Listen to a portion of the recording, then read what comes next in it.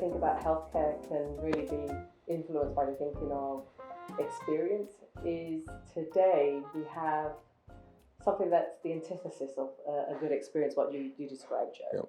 Right? And So often. And I think about it was a little bit controversial, and it still is to some degree with some, is I think about how people look at someone, and that impacts how you treat someone. Yep. So if you look at someone as a patient, right, and you interrogate what that means, it actually means being willing to tolerate right, so much, right. And then you look at the experience that you come to expect. Like if you go to a doctor's office, you normally expect to wait in that waiting room for a while.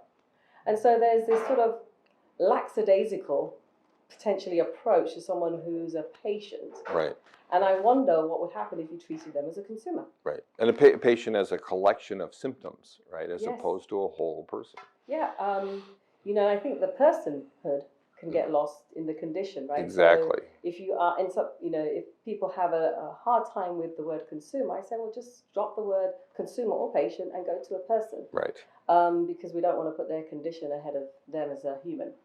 But actually, I come back to this notion of consumer because I think the value equation is a little lopsided here. In some cases, we have the best, particularly in the US, we have the best, some of the best treatments available. We've made a lot of gains in life sciences, and we're making lots of gains in digital therapeutics.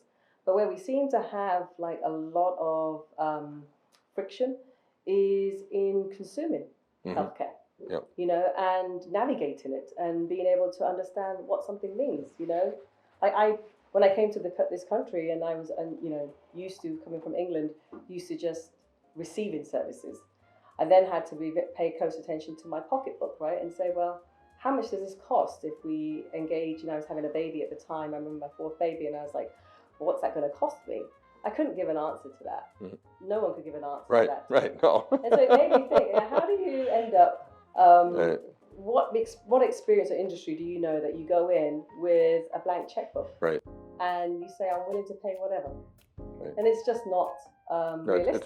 It's what I call the original sin of healthcare, right? Is that the consumers, the people that are undergoing the healthcare, have no say in how much it costs. Have very little say in how they choose. Don't know how to choose what it is because of that divorce from the actual cost, and even what you see as actual cost is often actually different than what's been negotiated for costs, and there's some of their profits in there and so forth, and you have no idea what's going on. You don't know how to make a decision.